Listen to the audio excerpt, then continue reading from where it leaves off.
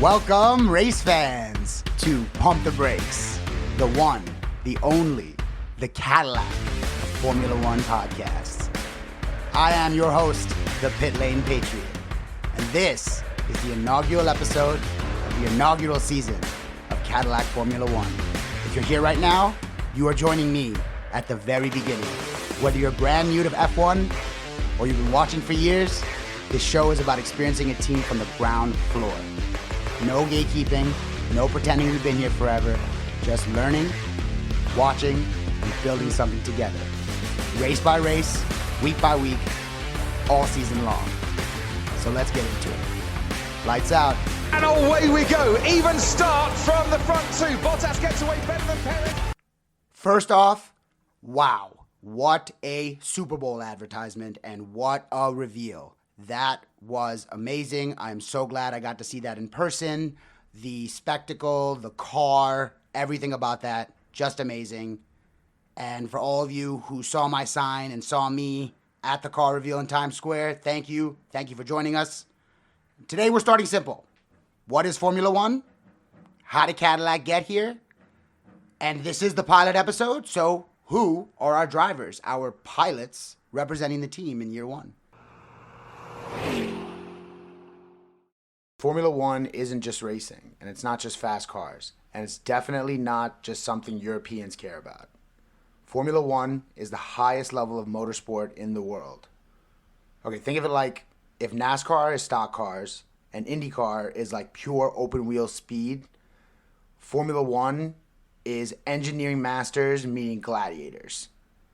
It's 10 teams, 20 drivers, hundreds of engineers, and one global championship of 24 races that runs from March to December across 5 continents. Every team builds its own car every single season. So this is the key. See, in a spec series, most teams show up with roughly the same equipment. In Formula One, the car is built by each team and matters just as much, if not more, than the driver does. So what does this mean? It means that there's a lot of different battles going on during a Formula One race. There's the fight between the drivers on track, the strategy in the pit lane. Then there's the engineers back at the factory analyzing the data, and the designers who were making decisions months ago that are now playing out at 200 miles an hour. And this is why people get obsessed. This is why I got obsessed. Why should Americans care about F1? I mean, historically we didn't, and honestly, Formula One didn't care much about us either. We pretty much did our own thing, and for decades, Formula One was just a European club. It was just European teams, European engines, European culture. America pretty much just watched from the outside. And then something changed because Formula One got bigger, it got louder, and it got way more global. Races popped up all across the US. It got really, really popular. Netflix helped a lot. Suddenly Americans started tuning in and watching the sport like crazy. But that's the thing. Watching is one thing. Belonging is another. That's why an American team matters. That's why Cadillac matters. Because Formula One hits different when you have skin in the game.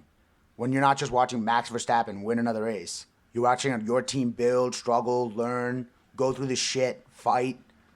And make no mistake, Formula One is not fair. There's no draft. There's no real salary cap that actually levels things. There's no like puncher's chance any given Sunday kind of feel, really. This is a sport where the best teams stay on top because they earn it year after year, development after development. These teams stay on top like Mercedes, Red Bull, Ferrari because of data that they've built from years upon years, from innovations, from things that they've done. So this is going to be a tough road. And that makes losing sting hard, but it makes winning mean that much more. Now let's talk about the drivers for a second. Formula One drivers are elite in a way that is hard to explain until you see it. Like, these guys are elite level athletes. They can focus and react in a way that like fighter jet pilots would. And they drive cars that can take turns and reach speeds that their brains are telling them the entire time should be impossible. And they do it knowing that one mistake, one lockup, one bad judgment can end their race instantly or worse. So every lap matters, every decision matters. Now here's where it gets exciting, because Formula One is entering a new era with new rules, new technology, new teams. And for the first time in a long time, America isn't late to the party. We are showing up with a real manufacturer, real engineering, real ambition. Not to copy anyone. We're actually here to compete. Cadillac isn't joining Formula One to wave a flag. We're joining to build something. Formula One is a long game. Teams don't show up and win overnight. They grow, they fail, they learn, and they come back stronger. And that journey is kind of the hook.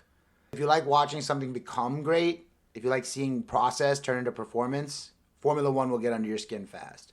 Especially now, especially with like an American team coming. Because suddenly this isn't just like a global circus passing through Las Vegas once a year. It's ours. So if you're new, stay curious. You're in the right place. Ask questions. Pick a team, pick a driver. And don't worry about knowing everything. Nobody ever does. Formula One's not about being an expert. It's about getting invested.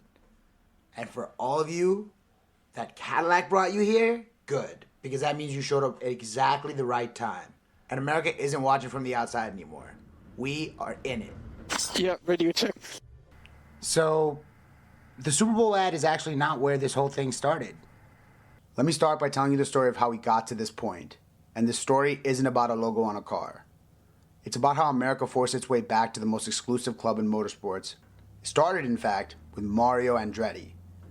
Mario Andretti is not just a famous name. He's one of the greatest racers who's ever lived. 1978 Formula One world champion, Indianapolis 500 winner, Daytona winner, Le Mans winner. He's one of the only drivers in history to win at the highest level on both sides of the Atlantic. The guy's in his 70s now and still till this day drives race cars. So his son, Michael, followed him into racing and had a pretty successful IndyCar career. He even made it to Formula One. But then he did something even harder. He built teams. Over the last 20 years, Michael turned his company, Andretti Global, into one of the most successful racing organizations in the world. So in 2021, Michael Andretti tried like the more traditional route. He attempted to buy the team Sauber, who at the time was racing under the name Alfa Romeo and has since been purchased by Audi. So they're now Team Audi.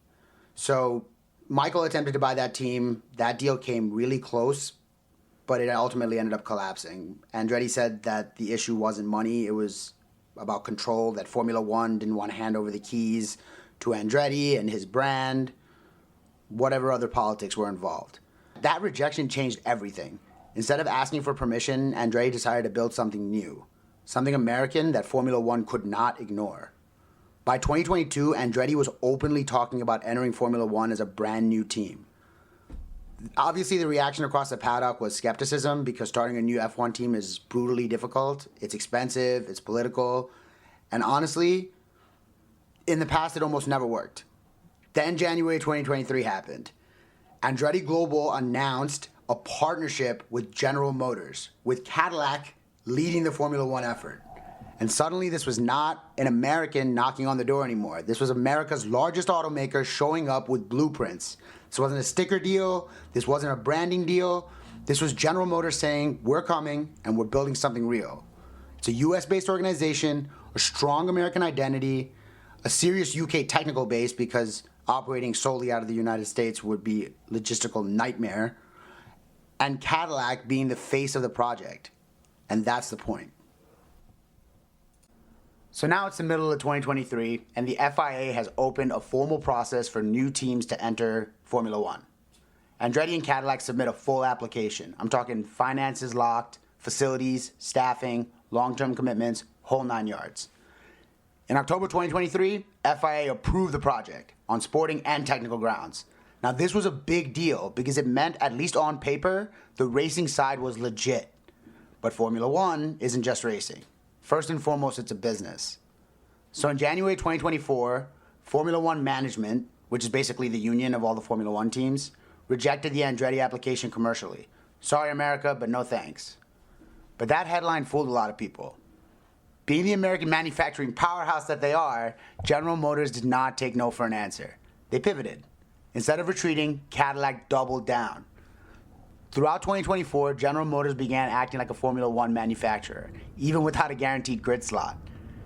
Engineering studies began, organizational hiring, facilities planning, suppliers, and most importantly, a power unit development plan for the 2026 regulations.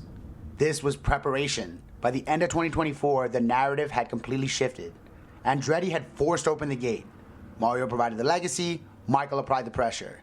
But General Motors' Cadillac had become the force Formula One actually had to deal with. And then came 2025. And this is when everything became real. In 2025, Cadillac got to work. They got their timelines in order. They hired their people. Their leadership groups were coming together. Technical direction was solidified. And this wasn't rushed. It was deliberate. Also, the driver conversation got heated up. But Cadillac didn't need any rookies. They needed experience. That's why the names Sergio Perez and Valtteri Bottas were signed. These guys are Grand Prix winners, car developers, and drivers who know how to survive under Formula One pressure. And then there was Colton Herta. For American fans like me, that name matters. Herta represents something that Formula One hasn't ever really had. He's a modern American open-wheel star. He developed at the highest level of IndyCar, and he has the potential to grow alongside an American team. Even with his super license issues and his timing questions, the fact that his name is still in this conversation is huge. And not only will Herta get his own segment, we will follow along all season long as he battles in Formula 2. The point is, Cadillac wasn't just building a team. They were building a bridge for American fans. And that bridge runs straight through the engine.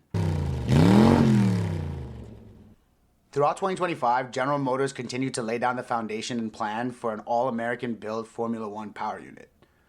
Not like a rebadge or a marketing exercise, a real American General Motors engine program. This is easily one of the biggest commitments you can make in this sport. Engines are the soul of Formula One, and General Motors does not step lightly. By late 2025, this wasn't even a proposal. It was a whole organization. A state-of-the-art technological development facility had been built in Durham, North Carolina, with the sole purpose of designing an all-American Formula One engine to hit the grid as soon as 2028.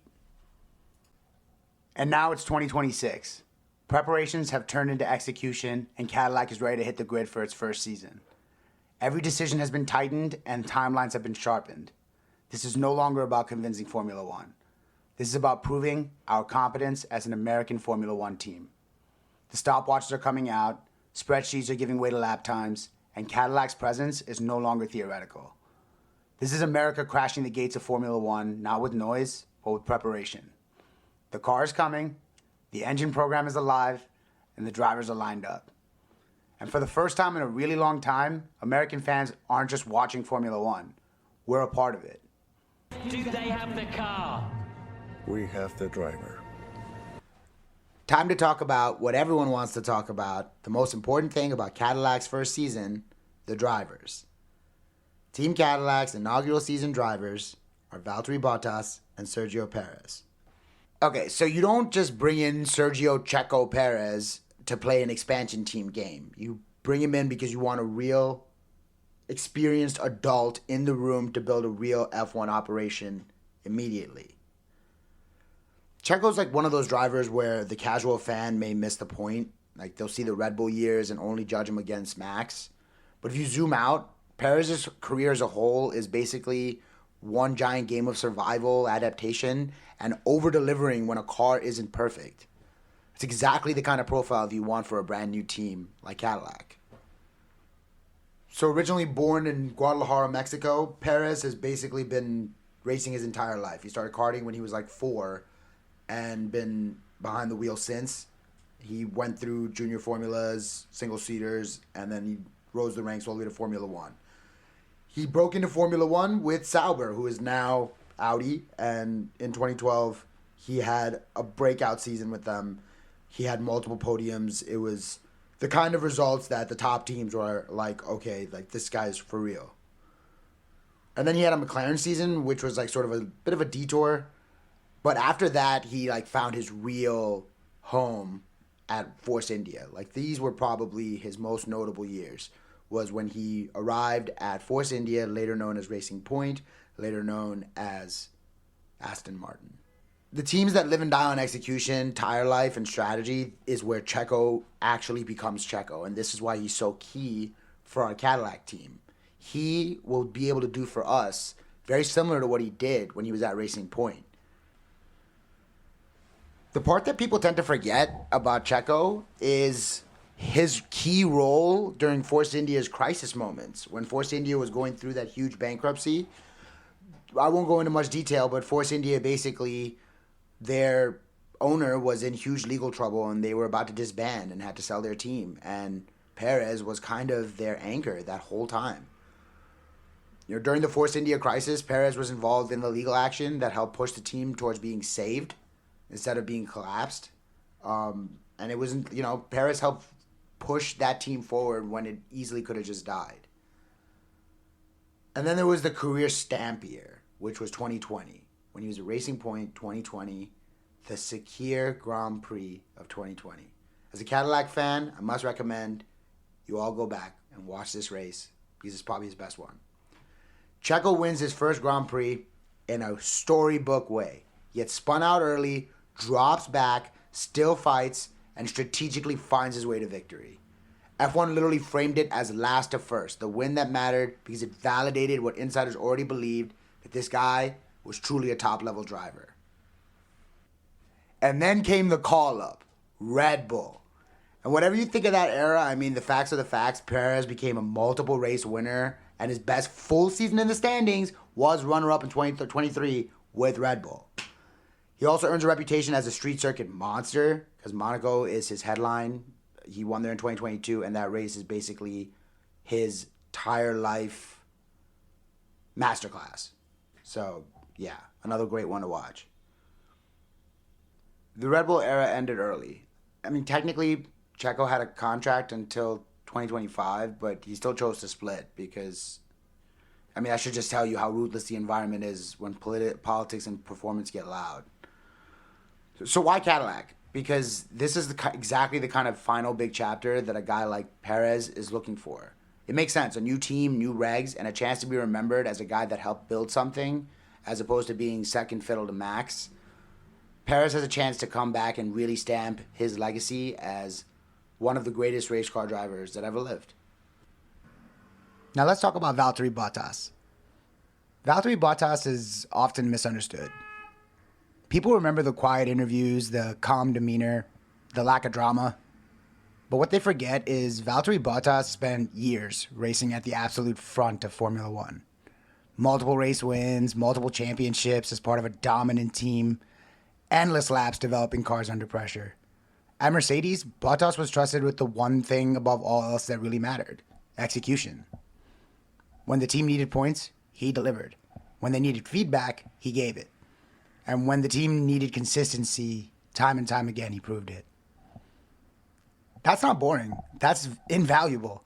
And when Bottas moved to Alfa Romeo, you saw a different side of him: leadership. Suddenly, he wasn't supporting a champion. He was building a team, helping engineers, guiding young staff, taking responsibility. That's the exact kind of guy Cadillac needs at the ground floor. You're probably wondering, why these two together? Perez and Bottas, why those guys? Well, because they complement each other. Perez brings race instinct, Bottas brings technical clarity. Perez thrives in chaos, while Bottas thrives in structure. One understands pressure from fighting at the front, and the other understands pressure from building something up. Together, these guys give Cadillac something rare for a new team, like a stable foundation. This isn't a short-term headline. This isn't about learning fast. This is about building properly. American fans should understand that part clearly. Cadillac did not choose these drivers to win right away. They chose them to teach the team how to exist, how to prepare, how to race, and how to recover when things inevitably go wrong. That's how serious teams start. You don't build a skyscraper by rushing from floor 1. You build it with people who've seen buildings fall and people who know how to keep them standing. Perez and Bottas aren't here to be the future. They're here to build it. And for a brand new American team entering Formula One, there's no better way to begin. This is how a foundation is laid. Thanks so much for listening to the inaugural episode of Pump the Brakes, the podcast. Join us for episode 2, where we'll discuss the car, we'll talk about the team, and we'll get into some testing, and more testing. See you then.